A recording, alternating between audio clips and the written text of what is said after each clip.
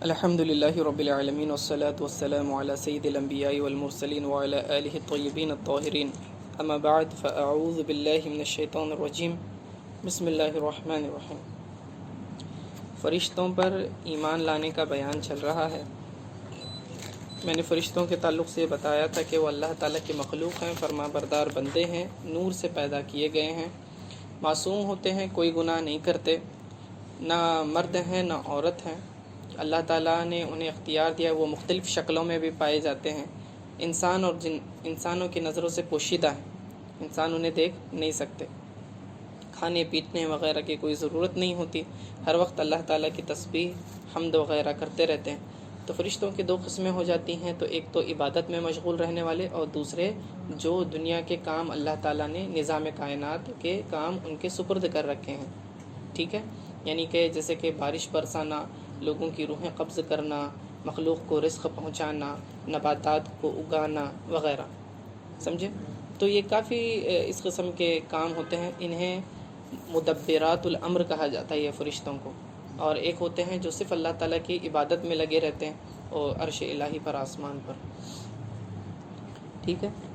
اور اللہ جب بھی انہیں کسی کام کرنے کا حکم دیتا ہے تو کبھی بھی اس کے خلاف کرتے نہیں ہیں، ذرا برابر بھی دیری نہیں کرتے۔ جن میں سے 4 بڑے فرشتوں کے تعلق سے میں نے بتایا کہ ایک جبرائیل علیہ السلام ہے جو پیغمبروں کے پاس وحی لایا کرتے تھے، دوسرے حضرت میکائیل علیہ السلام جو بارش برسانے اور مخلوق کو رزق پہنچانے پر مامور ہیں، اسرافیل علیہ السلام جو سور لیے کھڑے ہیں اور قیامت کے دن کا انتظار ہے، اور اسرائیل علیہ السلام جنہیں ملک الموت کہا جاتا ہے، وہ ہر جاندار کی روح نکالنے پر مقرر ہیں۔ چند اور معزز فرشتے ہیں جیسے کہ حاملین عرش، یعنی عرش کو اٹھانے والے، ان کی تعداد 8 بتلائی جاتی ہے۔ عرش کو، اللہ تعالیٰ کے عرش کو اٹھانے والے حاملین عرش کہا جاتا ہے۔ پھر جنت کے فرشتے کو جو دربان ہیں اسے رضوان کہتے ہیں، اور دوزخ کا جو داروغہ ہے اسے مالک کہا جاتا ہے۔ بعض فرشتوں کی صورت نہایت حسین ہے، بعض اتنے خطرناک صورتوں پر اللہ تعالیٰ نے انہیں بنایا ہے کہ اگر کوئی انسان دیکھ لے تو فوراً اس کی روح نکل جائے، اتنی ہیبت والی صورتیں ہوتی ہیں۔ حضرت جبرائیل علیہ السلام بعض اوقات جب آیا کرتے تھے آقا علیہ السلام کے پاس تو اکثر اوقات انسانی شکل میں آیا کرتے تھے۔ حضرت دحیہ کلبی رضی اللہ تعالیٰ عنہ ایک صحابی ہیں، بڑے خوبصورت تھے، ان کی شکل میں آتے تھے، اور حضور علیہ السلام نے انہیں اپنی اصلی شکل میں بھی دیکھا۔ تو بہرکیف جبرائیل علیہ السلام اور میکائیل علیہ السلام کے تعلق سے تھوڑی تفصیلی گفتگو ہو گئی تھی، میں نے سوچا کہ اسرافیل علیہ السلام اور اسرائیل علیہ السلام کے تعلق سے بھی تھوڑی باتیں جانی جائے، کیونکہ یہ عقائد سے متعلق ہیں، تھوڑی تفسیر جان لینا بہتر ہے۔ اکثر ہم لوگ عام طور سے بس 4 فرشتوں کے نام سنتے ہیں اور بیسک ان کا کام، لیکن تفصیلات سے محروم رہتے ہیں۔ چونکہ یہ ایک مخصوص کلاسز چل رہی ہیں اور باضابطہ دینی تعلیم ہے، تو اب یہاں نہیں بتائیں گے تو پھر کہاں بتائیں گے۔ حضرت اسرافیل علیہ السلام، حضرت وہب رحمۃ اللہ علیہ فرماتے ہیں کہ اللہ تعالیٰ نے سور کو شیشے کی طرح صاف و شفاف سفید موتی سے پیدا فرمایا۔ سور ایک انسٹرومنٹ ہے، ٹھیک ہے۔ اس کی کیفیت بتاتے ہیں کہ عرش کو حکم دیا کہ سور لے لے، تو اس نے سور کو لے لیا، پھر اللہ تعالیٰ نے فرمایا کن، تو صیغہ کن سے حضرت اسرافیل علیہ السلام وجود میں آ گئے، پیدا ہو گئے۔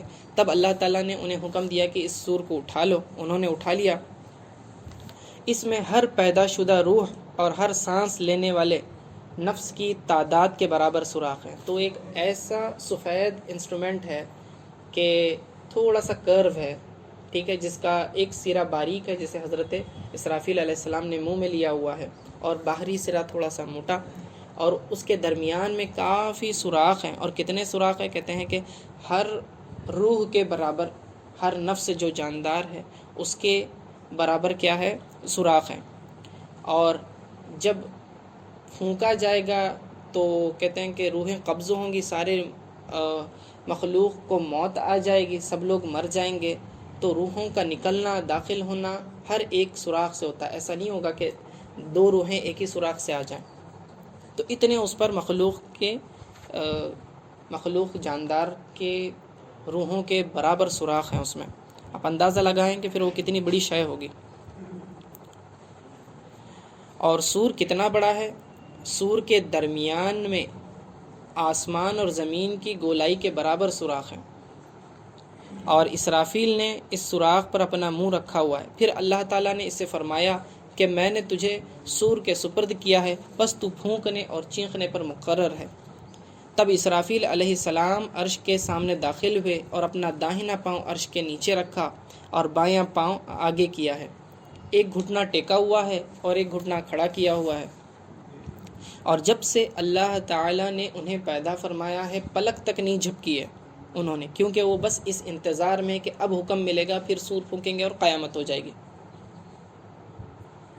وَنُفِخَ فِي الصُّورِ، قرآن میں آتا کہ سور پھونکا جائے گا۔ اندازہ لگائیں کہ جب سور کی گولائی، اس کا ہول جو ہے، اس کی وڈتھ جو ہے، ڈائمیٹر جسے کہیں گے، وہ زمین و آسمان کے برابر، اس کی اتنی ڈائمیٹر اتنا بڑا ہے، تو حضرت اسرافیل علیہ السلام کی لینتھ اور ہائٹ کتنی ہوگی، اندازہ لگائیں اس کا۔ حضرت اسرافیل علیہ السلام جب سے پیدا کیے گئے پلک نہیں جھپکائی، اور ان کی دونوں آنکھیں بس عرش کی طرف متوجہ رہتی ہیں کہ کب اللہ کا حکم ملے، اور ان کی آنکھیں گویا کہ چمکدار دو ستاروں کے مانند ہیں۔ حضرت اسرافیل علیہ السلام کا نام ایک نام اور ہے جسے عبد الرحمن کہا جاتا ہے، ان کا دوسرا نام بھی ہے عبد الرحمن، اور یہ خدا کے سب سے قریب ہیں۔ حضرت ابو ہریرہ رضی اللہ تعالیٰ عنہ سے روایت ہے کہ ایک یہودی نے کہا، اے رسول اللہ صلی اللہ علیہ وسلم، مجھے اس فرشتے کے بارے میں بتلائیں جو خدا کے سب سے زیادہ قریب ہے۔ آپ صلی اللہ علیہ وسلم نے فرمایا، جو فرشتہ اس کے قریب ہے وہ اسرافیل ہے، اس کے بعد پھر جبرائیل، اس کے بعد پھر میکائیل، اور پھر موت کا فرشتہ ہے۔ اسرافیل علیہ السلام عرش کے بالکل درمیان نیچے ہیں، اور داہنی طرف ان کے رائٹ سائڈ میں جبرائیل علیہ السلام ہے، اور لیفٹ سائڈ میں میکائیل علیہ السلام ہے۔ اسرافیل علیہ السلام کے پر اور لباس کے بارے میں آتا ہے کہ حضرت کعب رضی اللہ تعالیٰ عنہ فرماتے ہیں کہ جو اللہ کے سب سے زیادہ قریب یعنی حضرت اسرافیل علیہ السلام ہیں، ان کے 4 پر ہیں، ایک پر مشرق تک پھیلتا ہے، دوسرا مغرب تک، اتنی ان کی چوڑائی ہے، اور تیسرے پر سے اپنے آپ کو ڈھانکا ہوا ہے، یعنی ان کے پورے بدن کو وہ ایک پر کور کر لیتا ہے، اور چوتھا ان کے سر کے پاس ہے جو ان کے اور لوح محفوظ کے درمیان ہے۔ جب بھی اللہ تعالیٰ کسی حکم کا فیصلہ فرماتے ہیں، وحی نازل فرماتے ہیں، تو لوح محفوظ جس میں اللہ تعالیٰ نے اس حکم کو لکھا ہوتا ہے، وہ حضرت اسرافیل علیہ السلام کے پیشانی کے ان کے سر کے قریب ہو جاتی ہے۔ وہ سر اٹھا کر اس میں دیکھتے ہیں، حکم معلوم کرتے ہیں، اور پھر جس کے لیے حکم ہوتا ہے اسے پکارتے ہیں۔ بس جب وہ جبرائیل علیہ السلام کو پکارتے ہیں تو وہ جب جبرائیل علیہ السلام کو پکارتے ہیں تو وہ لبیک کہتے ہیں، تو وہ بتلاتا ہے کہ اللہ تعالیٰ نے تمہیں ایسا ایسا حکم فرمایا ہے۔ بس جبرائیل علیہ السلام جو ہے آسمان پر آتے ہیں، اور ایک آسمان سے دوسرے آسمان پر یہ پیغام پہنچانا شروع کر دیتے۔ جیسی وہ اترتے ہیں جبرائیل علیہ السلام، باقی فرشتے ہیبت سے کانپنے لگتے ہیں، خوف خدا سے، کیونکہ انہیں لگتا ہے کہ گویا کہ اب حکم الہی آ گئے، یعنی قیامت برپا ہونے والی ہے۔ سارے فرشتے گھبرا جاتے ہیں، یہاں تک کہ حضرت جبرائیل علیہ السلام انہیں بتاتے ہیں کہ نہیں، اللہ تعالیٰ کی طرف سے حق نازل ہوا ہے۔ پھر وہ وحی لے کر پھر کسی نبی پر اترتے تھے۔ یہ پروسیس ہوا کرتا تھا کہ وحی اترنے کی کیفیت اور اللہ کے حکم کو ملنے کے بعد فرشتوں کی یہ حالت ہو جاتی کہ ہوش جیسے کہ لوگوں کے اڑ جائیں، خوف و گھبراہٹ سے انہیں سمجھ میں نہیں آتا۔ جب یہ کیفیت کم ہو جاتی، پھر اس کے بعد سوال کرتے جبرائیل علیہ السلام سے، آخر کیا فرمایا اللہ تعالیٰ نے؟ تو پھر حضرت جبرائیل علیہ السلام انہیں بتا دیا کرتے تھے۔ ایمان کی ہماری کیفیت یہ ہونی چاہیے کہ اللہ تعالیٰ کا ہر حکم ہم سر آنکھوں پر لیں، یعنی کہ جب کبھی اللہ کا بلاوا آئے، اللہ کا پیغام ہمیں کسی کام کے تعلق سے مل جائے، تو بس سب چھوڑ دیں، اس کو عمل میں لائیں، اسے پورا کریں، ہے نا؟ اللہ تعالیٰ کا پیغام ہو اور ہم اس سے کنارہ کشی کریں، اس سے دور ہٹ جائیں، اس کو اگنور کریں، یہ تو مومن کی شان نہیں ہونی چاہیے۔ یہاں 5 وقت فرض نمازوں کی اذانیں ہوتی ہیں اور آدمی منہ موڑ کر مسجد کے سامنے سے گزر جاتا ہے، 5 مرتبہ حی علی الصلاۃ حی علی الفلاح کر کے پکارا جاتا ہے، لیکن بندہ جواب ہی نہیں دیتا۔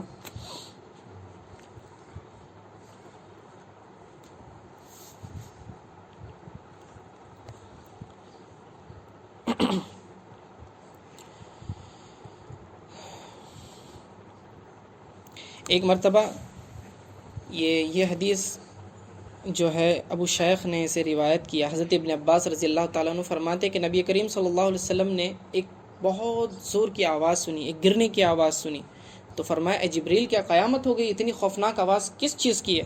تو فرمایا، عرض کیا نہیں یہ اسرافیل علیہ السلام ہے جو زمین پر اترے ہیں۔ تو ایسی ہیبت طاری ہوتی تھی۔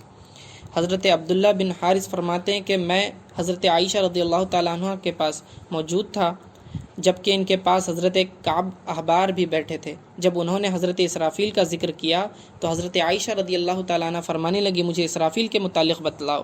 تو کعب نے عرض کیا آپ رضی اللہ عنہ تو جانتی ہیں؟ فرمانے لگے تم ٹھیک کہتے ہو، اس کے باوجود مجھے بتاؤ۔ فرمایا کہ ان کے 4 پر ہیں، 2 ہوا میں ہیں، اس نے لباس بنایا ہوا ہے، اور اس کی پشت پر قلم اور ایک اس کی پشت پر ہے، قلم اس کے کان پر ہے۔ جب اللہ تعالیٰ وحی نازل کرتے ہیں تو قلم لکھتا ہے اور فرشتے اور اسرافیل اس کی طرف متوجہ ہوتے ہیں۔ اسرافیل کے نچلے حصے کی حالت یہ ہے کہ اس نے اپنا ایک گھٹنا ٹکایا ہوا ہے اور دوسرا کھڑا کیا ہوا ہے، سور اس کے منہ میں ہے، سور کی کمر نرم ہے، اس کا ایک کنارہ اسرافیل کی طرف ہے۔ جب اللہ تعالیٰ حکم فرماتے ہیں اور اسرافیل ملاحظہ کرتا ہے تو اپنے پروں کو لپیٹ لیتا ہے تاکہ وہ سور پھونک دے، لیکن چونکہ اسے سور پھونکنے کا حکم نہیں ہوتا تو وہ اسے سور پھونک نہیں سکتے۔ تو حضرت عائشہ رضی اللہ تعالیٰ عنہ فرماتی ہیں کہ میں نے بھی رسول اللہ صلی اللہ علیہ وسلم سے اسی طرح سنا ہے۔ حضرت اسرافیل علیہ السلام کی آواز ہے بڑی میٹھی، بہت سریلی آواز ہے۔ امام اوزائی فرماتے ہیں کہ جب حضرت اسرافیل علیہ السلام تسبیح کرنے لگ جاتے ہیں، اللہ تعالیٰ کی تسبیح بیان فرماتے ہیں، تعریف کرتے ہیں، تو آسمان کا ہر ایک فرشتہ ان کی خوش الحانی سے، ان کی آواز سے متاثر ہو کر اپنی اپنی نماز روک دیتا ہے اور ان کی تسبیح کو سنتا ہے، اتنی میٹھی آواز ہے ان کی۔ اور اسرافیل علیہ السلام مؤذن ملائکہ بھی ہیں، فرشتوں کے مؤذن ہیں۔ یہ 12 گھڑی دن میں اور 12 گھنٹے کے بعد پھر رات میں یہ کیا کرتے ہیں؟ آواز یعنی اذان دیتے ہیں، لیکن ان کی اذان سوائے جنات اور انسان کے ہر مخلوق سن لیتی ہے۔ پھر ان میں سے ایک بڑا فرشتہ، جیسے کہ میں نے میکائیل علیہ السلام کے تعلق سے بتایا تھا کہ وہ امامت کرتے ہیں۔ حضرت میکائیل علیہ السلام بیت المعمور جو ہمارے کعبے کے اوپر فرشتوں والا کعبہ ہے اسے بیت المعمور کہتے ہیں، وہاں پر کیا کرتے ہیں؟ امامت کرتے ہیں۔ اس سے یہ بھی معلوم ہوا کہ جو شخص اذان دے اس کی آواز اچھی ہونی چاہیے، ہے نا؟ روز قیامت سب سے پہلے حضرت اسرافیل علیہ السلام کو پکارا جائے گا، اور پھر جبرائیل علیہ السلام اور میکائیل علیہ السلام کا حساب و کتاب لیا جائے گا۔ پہلے مخلوق میں اندازہ لگائیں، اللہ تعالیٰ کی معصوم مخلوق ہے، فرشتے ہیں، اللہ کے حکم جو اللہ نے انہیں دیا ہے اسی پر کام کر رہے ہیں، لیکن باوجود اس کے فرماتے ہیں کہ ابن ابی جبلہ رضی اللہ تعالیٰ عنہ اپنی سند سے روایت کرتے ہیں کہ سب سے پہلے روز قیامت حضرت اسرافیل علیہ السلام کو پکارا جائے گا اور اللہ تعالیٰ فرمائیں گے تو نے میرا عہد پیغام پہنچا دیا تھا۔ چونکہ آپ جانتے ہیں کہ جیسے اللہ کوئی پیغام پہنچاتا ہے، کوئی وحی نازل کرتا ہے، تو سب سے پہلے وہ کس کے پاس پہنچتی ہے؟ اسرافیل علیہ السلام کے پاس۔ وہ لوح محفوظ سے پھر اس کو لے لیتے ہیں اور پھر دوسرے فرشتوں میں احکام تقسیم کرتے ہیں۔ ڈائریکٹ دوسرے فرشتے نہیں لیتے، اسرافیل علیہ السلام اللہ سے پیغامات لیتے ہیں، سارے احکام لیتے ہیں، پھر جس کے جو باری ہوتی ہے، جس کو جو ڈیوٹی دی گئی ہوتی ہے اسے پکارتے ہیں، اس فرشتے کو، اس کو تقسیم کرتے ہیں۔ جبرائیل علیہ السلام کو بلائیں گے، انہیں دے دیں گے، میکائیل علیہ السلام کو بلائیں گے، انہیں دے دیں گے، اس طرح سے۔ تو پھر اللہ تعالیٰ ان سے سوال کرے گا کہ کیا تو نے میرا پیغام پہنچا دیا تھا؟ تو پھر وہ عرض کریں گے جی ہاں میرے پروردگار، میں نے اسے جبرائیل تک پہنچا دیا تھا۔ پھر جبرائیل علیہ السلام کو پکارا جائے گا اور کہا جائے گا کیا تو میرے عہد یعنی میرا جو پیغام تھا اسرافیل نے تجھے پہنچا دیا تھا؟ تو جبرائیل علیہ السلام کہیں گے ہاں جی ہاں میرے پروردگار۔ تو اسرافیل علیہ السلام کو آزاد کر دیا جائے گا۔ پھر جبرائیل علیہ السلام سے فرمائیں گے اے جبرائیل، کیا تو نے میرے عہد کے ساتھ کیا کیا؟ کیا تو نے اسے پہنچا دیا؟ وہ عرض کریں گے اے میرے پروردگار، میں نے اسے آپ کے رسولوں تک پہنچا دیا۔ تو پھر جبرائیل علیہ السلام کی گواہی کے لیے رسولوں کو بلایا جائے گا، ٹھیک ہے؟ اور رسولوں کو بلا کر پوچھا جائے گا کہ اے رسولو بتاؤ کیا جبریل علیہ السلام نے میرا پیغام تم تک پہنچا دیا تھا؟ تب رسول گواہ دیں گے بے شک مولا کہ آپ کا پیغام جبریل نے امانت داری کے ساتھ پہنچا دیا، اس میں نہ کمی نہ کوئی زیادتی، جبریل علیہ السلام نے آپ کا پیغام پہنچا دیا۔ تب جبریل علیہ السلام کو آزاد کیا جائے گا۔ یہ محشر کے احوال ملاحظہ کرے کہ یہ معزز فرشتے ہیں اللہ تعالیٰ کے، ان سے بھی حساب لیا جا رہا ہے، ہم اپنے حساب کی فکر کریں۔ اللہ تعالیٰ کی جباریت قہاریت کا اس دن کوئی اندازہ نہیں لگا سکتا۔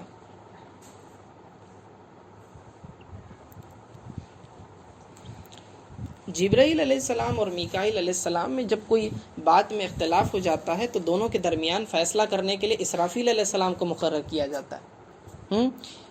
ایک حدیث ہے طبرانی کی، حضرت ابن عمر رضی اللہ تعالیٰ عنہ فرماتے ہیں کہ رسول کریم صلی اللہ علیہ وسلم کی خدمت میں کچھ جماعتیں حاضر ہوئیں اور عرض کیا، اے رسول اللہ صلی اللہ علیہ وسلم، ابو بکر کا خیال ہے رضی اللہ تعالیٰ عنہ کہ نیکیاں اللہ کی طرف سے ہوتی ہیں اور برائیاں بندوں کی طرف سے، اور عمر رضی اللہ تعالیٰ عنہ فرماتے ہیں کہ نیکیاں اور برائیاں سب اللہ کی طرف سے ہوتی ہیں، ایک جماعت ان کی پیروی کر رہی ہے، دوسری جماعت ان کی۔ تو رسول اللہ صلی اللہ علیہ وسلم نے ارشاد فرمایا، میں تمہارے درمیان جبرائیل اور میکائیل کے درمیان اسرافیل علیہ السلام جیسے فیصلے کی طرح فیصلہ کروں گا۔ تو وہ یہ کہ میکائیل علیہ السلام نے ابو بکر رضی اللہ تعالیٰ عنہ جیسی بات کہی اور جبرائیل علیہ السلام نے عمر رضی اللہ تعالیٰ عنہ جیسی بات کہی۔ پس حضرت جبرائیل نے میکائیل علیہ السلام سے فرمایا، ہم تو ایسے ہیں کہ جب آسمان والوں میں اختلاف ہوتا ہے تو زمین والوں میں اختلاف ہوتا ہے۔ فرشتے کہتے ہیں کہ اگر ہم آسمان والے اختلاف کرتے ہیں کسی بات میں تو زمین والے آپس میں اختلاف کرتے ہیں، تو ہمیں چاہیے کہ ہم اسرافیل کے پاس فیصلہ لے جائیں۔ تو اپنا فیصلہ ان کے پاس لے گئے تو انہوں نے ان دونوں کے درمیان یہ فیصلہ کیا کہ حقیقت میں تقدیر اچھی ہو یا بری ہو، میٹھی ہو یا کڑوی ہو، سب اللہ تعالیٰ کی طرف سے ہے۔ پھر آپ صلی اللہ علیہ وسلم نے فرمایا، اے ابو بکر، اگر اللہ تعالیٰ ارادہ کرتے کہ نافرمانی نہ ہو تو ابلیس کو پیدا ہی نہ فرماتے۔ تو حضرت ابو بکر رضی اللہ تعالیٰ عنہ نے فرمایا، اللہ اور اس کے رسول نے سچ فرمایا ہے۔ تو اس سے معلوم یہ ہوا کہ یہ تقدیر کا اصل مسئلہ ہے۔ تقدیر کے بارے میں تفصیلی ذکر آگے آئے گا، مختصراً میں ذکر کر دیتا ہوں تاکہ بات ادھوری نہ رہ جائے، ٹھیک ہے؟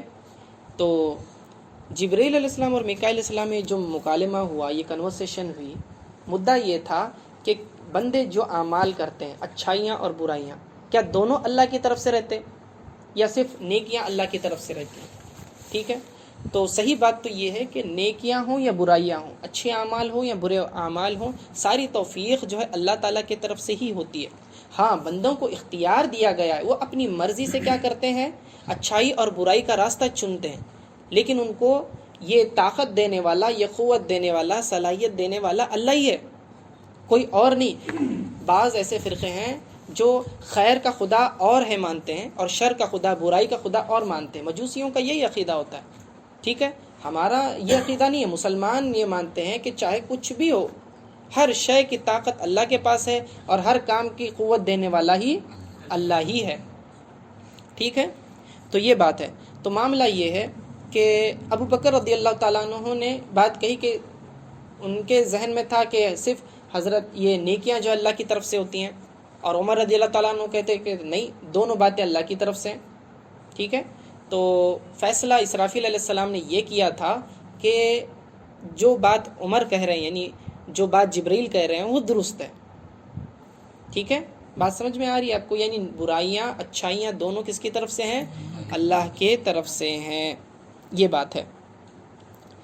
اب مناسبت کیا ہے دونوں میں؟ پچھلی بار میں نے ایک روایت بیان کی تھی، اللہ تعالیٰ نے حضور علیہ السلام کو 4 وزیروں سے مدد فرمائی ہے۔ 2 وزیر زمین پر ہیں، آقا علیہ السلام کے 2 وزیر آسمان پہ ہیں۔ آسمان والے وزیر جبریل اور میکائیل ہیں، اور زمین والے وزیر ابو بکر و عمر ہیں، ٹھیک ہے؟ اور دونوں کے تعلق سے میں نے بتایا تھا، اس میں سے ایک سخت ہے، دوسرا نرم ہے۔ جبریل علیہ السلام سخت ہیں، میکائیل نرم ہیں، اسی طرح عمر سخت ہیں، ابو بکر نرم ہیں، ٹھیک ہے؟ تو یہ بات ہے۔ اور تقدیر کے تعلق سے سمجھ لیں کہ نیکی اور برائی یہ دونوں اللہ کی طرف سے ہے کا کیا مطلب؟ اس کا مطلب یہ ہوتا ہے کہ شر، برائی کو پیدا کرنے والا اور خیر کو پیدا کرنے والا دونوں بھی اللہ ہی ہے، ٹھیک ہے؟ اور جس کی دلیل آقا علیہ السلام نے یہ فرمائی کہ اگر اللہ تعالیٰ نے یہ ارادہ کیا ہوتا کہ کوئی برائی نہ کرے تو پھر ابلیس کو بھی پیدا نہ کرتا. اللہ نے ارادے سے اپنے ابلیس کو پیدا کیا، مطلب اللہ کو ہی اختیار ہے اس بات کا، کسی اور کو اختیار نہیں ہے. لیکن بندہ کیا کرتا ہے، بندے کو چوائس دی گئی. وَهَدَيْنَاهُ النَّجْدَيْنِ، اللہ رب العزت فرماتا ہے کہ ہم نے بندوں کو دونوں راستے بتا دیے، تو وہ اس میں سے چوائس کرتا ہے. یہ چوائس کے اختیار اللہ نے دیا ہے. بعض چیزیں تقدیر میں ایسی ہیں جس بندے کو جس میں چوائس دی گئی ہے، اور بعض میں بندوں کو کوئی اختیار ہی نہیں ہے. ٹھیک ہے، جیسے کہ زندگی، موت، رزق یہ اللہ کے ہاتھ میں، پھر وہ نہیں بدلتی. ٹھیک ہے، لیکن بعض باتیں ایسی ہوتی ہیں کہ جس میں اللہ تعالیٰ نے انہیں چوائس دی رکھی ہے، یعنی ہدایت، گمراہی اور نیکی بدی کے جو کام ہیں اس کے اندر بندوں کی چوائس ہے. اسی کے اوپر تو جزا اور سزا ہے. ورنہ اگر کوئی شخص گناہ کرے تو وہ کسی کا قتل کر دے گا، بولے گا میری تقدیر میں تھا، اللہ نے لکھا کہ میں قتل کروں گا تو میں نے قتل کر دیا. کوئی چوری کرے گا تو بولے میں نے چوری کیا کیونکہ میری تقدیر میں لکھا ہوا تھا، میری کیا غلطی ہے. بات سمجھ رہے ہیں آپ؟ تو اس طرح سے کوئی بات نہیں کر سکتا. ٹھیک ہے، تقدیر میں لکھا ہوا ہے کا مطلب یہ ہے کہ تم جیسا کرنے والے تھے ویسا لکھا ہوا ہے. ایسا نہیں ہے کہ اللہ نے لکھ دیا تو ہم اس کی وجہ سے مجبور ہو گئے کرنے پر. یہ بالکل تقدیر کا معنی نہیں ہے. اب آتے ہیں حضرت عزرائیل علیہ السلام. یہ موت کے فرشتے کے حالات جانتے ہیں. یہ روایت ایک مشہور ہے کہ حضرت عزرائیل علیہ السلام کو اللہ نے پیدا کیا ہے، سخت دل پیدا کیا. حضرت ابو ہریرہ رضی اللہ تعالیٰ عنہ فرماتے ہیں جب اللہ تعالیٰ نے ارادہ کیا کہ آدم علیہ السلام کو پیدا کریں تو حاملین عرش یعنی عرش کو اٹھانے والوں میں سے ایک فرشتے کو زمین سے خاک لینے کے لیے بھیجا. میں نے کہا یہ معزز فرشتے ہیں جو عرش کو اٹھائے ہوئے ہیں، تو ان میں سے ایک فرشتے کو بھیجا. جب وہ خاک اٹھانے کے لیے، مٹی اٹھانے کے لیے جھکا تو زمین نے کہا میں تجھ سے اس ذات کے وسیلے سے سوال کرتی ہوں جس نے تجھے بھیجا ہے کہ آج مجھ سے کچھ خاک نہ اٹھا کہ یہ کل جا کر جہنم کا ایندھن بنے گا. بولے مجھ سے مٹی نہ اٹھانا، پھر اس سے اللہ انسان بنائے، پھر یہ جہنم میں جائے اور میرا حصہ جہنم میں جائے، میں یہ پسند نہیں کرتی. تو اب وہ فرشتہ واپس آیا، اسے چھوڑ دیا، اللہ کے پاس پہنچا. اللہ نے کہا میرا حکم ماننے سے تجھے کس چیز نے روکا تھا؟ کہنے لگے کہ اس نے، زمین نے آپ کا وسیلہ دیا اور مجھے اس پر حیا آئی کہ جس نے آپ کے مقدس نام کا وسیلہ دیا میں اسے ٹھکرا دوں. تو اللہ نے فرمایا اچھا ٹھیک. تو اللہ تعالیٰ نے پھر کیا کیا، دوسرے فرشتوں کو بھیجا باری باری حاملین عرش کو. تو ہر بار جو ہے یہ زمین جو ہے شکوہ کرتی رہی اور وسیلے دیتی رہی. تو آخر میں اللہ تعالیٰ نے ملک الموت کو بھیجا. تو زمین نے وہی بات کہی، تو اس نے جواب میں دیا جس نے مجھے بھیجا ہے وہ پیروی کے لیے تجھ سے زیادہ مستحق ہے. کہنے لگے جب تو مجھے واسطہ دیتی ہے اللہ کا تو سن، جس نے مجھے بھیجا ہے میں اس کی زیادہ پیروی کروں گا، تیری پیروی نہیں کروں گا. سختی سے پھر زمین سے مشت بھر کے مٹی اٹھا لی. اور جب واپس آئے اللہ رب العزت کے پاس تو اللہ تعالیٰ نے اس پاکیزہ خاک پر جنت کا پانی ڈالا تو وہ پھر سڑے ہوئے گارے کی طرح ہو گیا، پھر بجتی ہوئی مٹی بن گئی. پھر اس سے حضرت آدم علیہ السلام کو پیدا کیا. پھر یہ ترتیب جو ہے قرآن میں بھی آپ کو اس کے تعلق سے ملے گا. معلوم یہ ہوا کہ پھر وہ اس چیز پر انہوں نے رحم نہیں کیا کہ وسیلہ بھی دے تو نہیں. اب اس میں انہوں نے سختی دکھائی اور اللہ تعالیٰ کے حکم کو پورا فرمایا. روایت میں ایک اور روایت میں آتا ہے کہ جب مٹی اٹھا کر وہ آئے تو اللہ تعالیٰ نے پوچھا، سوال کیا زمین نے تجھے منع نہیں کیا تھا؟ تو بالکل کہا تھا لیکن اللہ تیرا حکم پورا کرنا تھا. تو فرمایا ٹھیک ہے، تو نے اس سے ایک مشت قبض کیا ہے، ایک مٹھی اٹھا لیا ہے، تو اب سے اس سے جو بھی انسان بنیں گے ان کی روحیں قبض کرنا بھی تیرے ہاتھ میں دے دیا. ٹھیک ہے، تو ملک الموت پھر وہ روحیں قبض کرنے پر اللہ تعالیٰ نے مقرر کر دیا ان کی سخت دلی کی وجہ سے. حضرت زید بن ثابت رضی اللہ تعالیٰ عنہ فرماتے ہیں کہ رسول اکرم صلی اللہ علیہ وسلم نے فرمایا اگر تم موت اور اس کے فیصلہ جان لو تو امید اور اس کے دھوکے سے نفرت کرو. کوئی بھی گھر والے ایسے نہیں مگر ہر روز ملک الموت ان کو تنبیہ کرتا ہے، الرٹ کرتا ہے فرشتہ ہر شخص کو. جب کسی کی عمر پوری ہوتا ہوا دیکھتا ہے تو اس کی روح قبض کر لیتا ہے. پھر جب اس کے رشتہ دار روتے پیٹتے ہیں تو کہتا ہے تم کیوں روتے پیٹتے ہو؟ قسم بخدا میں نے تو تمہاری عمر میں سے نہ کچھ کم کیا ہے نہ تمہارے رزق میں سے کم کیا ہے، میرا کوئی قصور نہیں. میں نے تم میں لوٹنا ہے، پھر لوٹنا ہے، پھر لوٹنا ہے، یعنی میں ہر بار آؤں گا، ایک ایک کو چن چن کر لے کر جاؤں گا، یہاں تک کہ میں تم میں سے کسی کو نہیں چھوڑوں گا. ٹھیک ہے، لیکن میرا یہ کام کرنا یہ کوئی ظلم نہیں ہے. بعض لوگ جو ہے مرنے کے بعد فرشتے کو کوستے ہیں، کہتے ہیں کہ ملک الموت نے جو بہت جلد بازی کر لی. معاذ اللہ، یہ کفریہ جملہ ہے. آپ کی موت لکھی ہوئی ہے، نہ آپ کا 1 منٹ زائد ہوگا نہ اس سے کم ہوگا، اور فرشتے اللہ کی نافرمانی نہیں کرتے. تو آپ نے 2 الزام دیے اس کے اوپر. ایک تو آپ نے تقدیر کا انکار کر دیا، دوسرا فرشتے کی تعظیم کا انکار کر دیا. فرشتوں پر الزام لگایا معاذ اللہ کہ انہوں نے اللہ کے حکم کے خلاف کیا. اور تیسرا تو یہ دعویٰ جیسا کہ آپ تقدیر جانتے ہو کہ 1 منٹ زیادہ تھا کہ انہوں نے جلد بازی کر لی. تو احتیاط کے ساتھ لوگ روتے ہیں، چیختے پیٹتے موت کے بعد. اکثر ایسے جملے بولے جاتے ہیں جو ہے غفلت میں، جو شریعت کے خلاف ہوتے ہیں. تو انسان سوچنا چاہیے، علم حاصل کرنا چاہیے کہ کہیں اپنی زبان سے ایسا جملہ نہ نکلے جو کفر بن جائے. حضرت مجاہد رحمۃ اللہ علیہ فرماتے ہیں کہ زمین کے پشت پر کوئی گھر بالوں اور مٹی وغیرہ کا ایسا نہیں مگر ملک الموت روزانہ 2 دفعہ چکر لگاتے ہیں. اس سے پتہ یہ چلا کہ ملک الموت سب گھر والوں کے گھر میں 2 بار آ کے جاتے ہیں ڈیلی.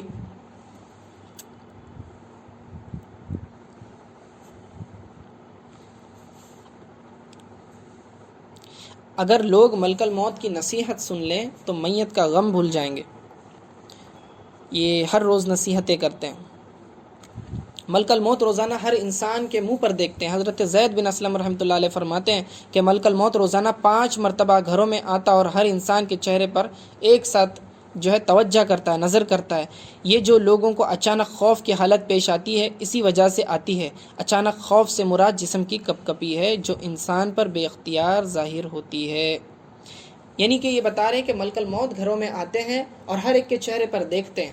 اچانک اگر کسی کو فیل ہوتا ہے کہ بال کھڑے ہو جاتے ہیں، کپکپی طاری ہو جاتی، پتہ نہیں کیا ہوا، لیکن یہ ان کے دیکھنے کی وجہ سے ہوتا ہے. ملک الموت کی نظر پڑتی ہے تو یہ حالت ہو جاتی ہے. انسانوں نے ڈرنا چاہیے.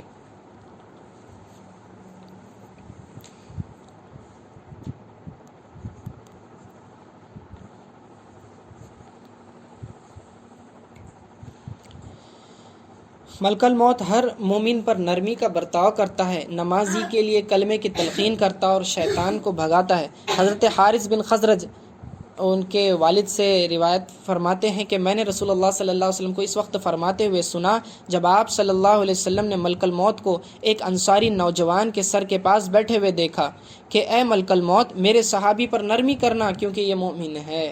اب دیکھیں صحابی بیٹھے ہوئے ہیں اور ادھر ملک الموت قریب میں ان کے آ چکے ہیں. تو حضور علیہ السلام نے دیکھ لیا کہ اب یہ آ گئے ہیں روح قبض کرنے کے لیے. فرمایا کہ اے ملک الموت یہ میرا صحابی ہے، اس پر نرمی کرنا. تو ملک الموت نے عرض کی کہ کیا آپ اپنے نفس کو خوش اور آنکھوں کو ٹھنڈا کر لیں کیونکہ میں ہر مومن پر نرم ہوں. تو انہوں نے خوشخبری دی. فرمایا کہ آپ فکر نہ کریں، آپ کو میں خوشخبری سناتا ہوں کہ میں ہر مومن پر کیا کرتا ہوں، نرمی کرتا ہوں. اے محمد صلی اللہ علیہ وسلم آپ جان لیں میں جب کسی انسان کی روح قبض کرتا ہوں اور کوئی رونے والا دھاڑے مارتا ہے تو میں گھر میں رک جاتا ہوں اور میرے ساتھ مردے کی روح بھی ہوتی ہے. تو میں کہتا ہوں اے رونے والے یہ کیا ہے؟ قسم بخدا ہم نے اس پر کوئی ظلم نہیں کیا اور نہ ہی پہلے موت دی ہے اور نہ ہی اس کے مقدر میں سبقت کی ہے. اس کی روح قبض کرنے میں ہمارا کوئی قصور نہیں ہے. اگر تم اللہ کے کیے پر راضی ہو جاؤ تو اجر پاؤ اور اگر غصے کا اظہار کرو تو گناہ گار ٹھہرو اور تکلیف اٹھاؤ.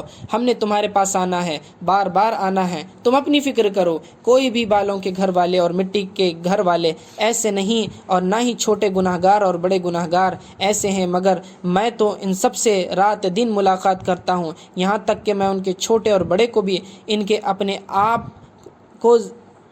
آپ کو زیادہ پہچانتا ہوں. قسم بخدا اگر میں کسی مچھر کی روح بھی قبض کرنے کا ارادہ کروں تو مجھے اس پر قدرت نہیں، یہاں تک کہ اللہ تعالیٰ اس کے قبض کرنے کی مجھے اجازت دیں. تو روحیں جو ہے صرف انسانوں کی نہیں ہے بلکہ دوسرے ہر جاندار میں روح موجود ہوتی ہے. تو صرف انسان نہیں بلکہ ایک ایک مخلوق، ایک چینٹی، ایک کیڑا، پرندہ، جانور، حتیٰ کہ مچھر کی بھی روح قبض کرنے کی ذمہ داری حضرت کے پاس ہے. اور حضرت جعفر بن محمد رحمۃ اللہ علیہ فرماتے ہیں کہ مجھے یہ بات پہنچی کہ ملک الموت لوگوں سے نماز کے اوقات میں مصافحہ کرتے ہیں، پھر جب بوقت موت حاضر ہوتا ہے تو اگر وہ محافظ نماز میں سے تھا، دیکھیں کتنی اہمیت ہے نماز پڑھنے والے کے لیے کہ جو شخص نمازی ہے تو نماز کے وقت آ کے ان سے مصافحہ کرتے ہیں، اور جب وہ نمازی زندگی بھر نمازی تھا تو پھر ملک الموت جو ہے موت کے وقت اس کے قریب آتے ہیں اور شیطان کو دور کر دیتے ہیں، بھگا دیتے ہیں، اور ان کے لیے فرشتہ ایسی خطرناک حالت میں کیا کرتا ہے، ملک الموت خود کلمہ سکھاتے ہیں، کلمہ پڑھنے کی تلقین کرتے ہیں، لا الہ الا اللہ محمد رسول اللہ صلی اللہ علیہ وسلم۔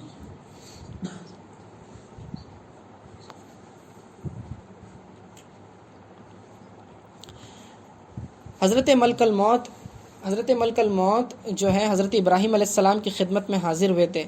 حضرت عبید بن عمیر رحمۃ اللہ علیہ فرماتے ہیں کہ ایک دن حضرت ابراہیم علیہ السلام اپنے گھر میں تشریف فرما تھے، اچانک ایک خوبصورت آدمی داخل ہوا تو حضرت ابراہیم علیہ السلام نے فرمایا، اے اللہ کے بندے، تجھے میرے گھر میں کس نے داخل کیا؟ تو اس نے عرض کیا، مجھے اس میں اس کے پروردگار نے داخل کیا۔ تو حضرت ابراہیم علیہ السلام نے فرمایا کہ اس کا پروردگار تو اس کا بڑا حقدار ہے، پر تو کون ہے؟ اس نے عرض کیا، میں موت کا فرشتہ ہوں۔ تو آپ علیہ السلام نے فرمایا، تو نے مجھے اپنی بہت سی خصوصیات کا ذکر کیا ہوا ہے جو میں نے کبھی نہیں دیکھی۔ تو اس نے عرض کیا، یعنی کہ وہ کہنا چاہ رہے کہ میں نے تمہارے بارے میں تو کچھ اور ہی سنا تھا، میں نے تو تمہیں خوبصورت چہرے میں دیکھ رہا ہوں، ٹھیک ہے؟ تو آپ نے فرمایا، اس نے عرض کیا، آپ اپنا رخ مبارک ادھر کریں، یعنی چہرہ طرف پھیر لیں۔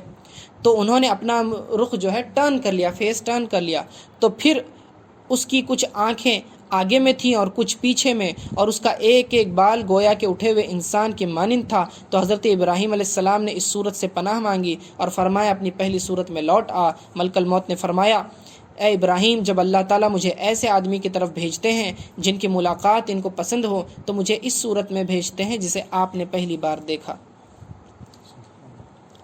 اور ایک روایت میں آتا ہے کہ حضرت ابراہیم علیہ السلام نے اپنے گھر میں جب اس آدمی کو دیکھا تو کہا، تو کون ہے؟ تو انہوں نے کہا، میں ملک الموت ہوں۔ فرمایا، اگر تم سچے ہو تو اپنی نشانی دکھاؤ تو میں جانوں کہ تم ملک الموت ہو۔ تو ملک الموت نے فرمایا کہ اپنا چہرہ ہٹائیں۔ جب چہرہ ہٹایا تو پھر ملک الموت کی طرف نظر کی تو جس میں مومنین کی روحیں قبض کرتا ہے تو اس میں ایسا نور اور تابناکی دیکھی کہ اللہ تعالیٰ کے سوا کوئی نہیں جانتا، اتنا منور چہرہ تھا۔ پھر کہتے ہیں کہ اس کے بعد ملک الموت نے کہا کہ اپنا چہرہ پھیریں، چہرہ ہٹائیں، تو انہوں نے چہرہ ہٹایا، پھر دیکھا تو ایسی صورت نظر آئی جس میں کافروں اور گناہ گاروں کی روحیں قبض کرتا ہے۔ تو حضرت ابراہیم علیہ السلام پر ایسا رعب چھایا کہ ان کا جوڑ جوڑ کانپ اٹھا اور پیٹ زمین سے جا لگا، یعنی بے ہوش ہو گئے۔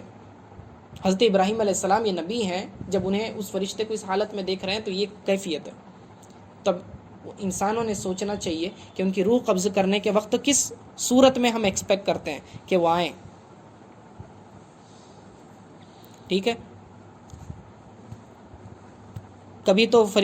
کبھی وہ جب مشرکین کی روحیں قبض کرتے ہیں، کافروں کی، تو بہت ہی کالے رنگ کا چہرہ ہوتا ہے، حتیٰ کہ ان کے چہرے سے شعلے آگ کے نکلتے ہوئے محسوس ہوتے ہیں، ٹھیک ہے؟ تو یہ حضرت اسرائیل علیہ السلام، اور باتیں بہت لمبی ہیں، بٹ چونکہ ایک ہمارے ذہن میں تصور قائم ہو جائے تو میں نے بتایا کہ یہ ہر جاندار کی روح نکالنے پر مقرر ہے۔ صرف یہ نہیں بلکہ ان کے ساتھ ایک پورا لشکر ہوتا ہے، ٹھیک ہے؟ یہ بھی روح نکالتے ہیں، اور باقی لشکر، باقی ان کے پاس سینکڑوں فرشتے ان کے ہاتھ نیچے اسسٹنٹ ہوتے ہیں، اور یہ کیا کرتے ہیں، جب مشکات شریف میں آتا ہے کہ جب وہ کسی کی روح قبض کر لیتے ہیں تو فوراً ان کے ہاتھ میں رہنے نہیں دیتے، ہاتھوں ہاتھ دوسرے فرشتے ان کے اسسٹنٹ لے لیتے ہیں، ٹھیک ہے؟ اگر مومن کی روح ہوتی ہے تو بہت ہی خوشبودار لباس میں اس کے تشت میں لے کر اللہ کے حضور عرش پہ لے جا کے اسے سجدہ کرواتے ہیں، اور اگر یہ ہوتی ہے کافر کی روح تو بدبودار کپڑے میں لپیٹ کر جو ہے اسے کیا کرتے ہیں، آسمانوں پہ لے جاتے ہیں، تو دھتکار دیا جاتا ہے اور اس کی بدبو سے سارے فرشتے پریشان ہو جاتے ہیں۔ خیر، یہ اس سے معلوم پڑتا ہے کہ اور معاون مددگار فرشتے ہوتے ہیں ان کے اسسٹنٹ ہاتھ کے نیچے۔ صلی اللہ تعالیٰ علی خیر خلق محمد و آلہ و صحبہ اجمعین برحمتک یا ارحم الراحمین۔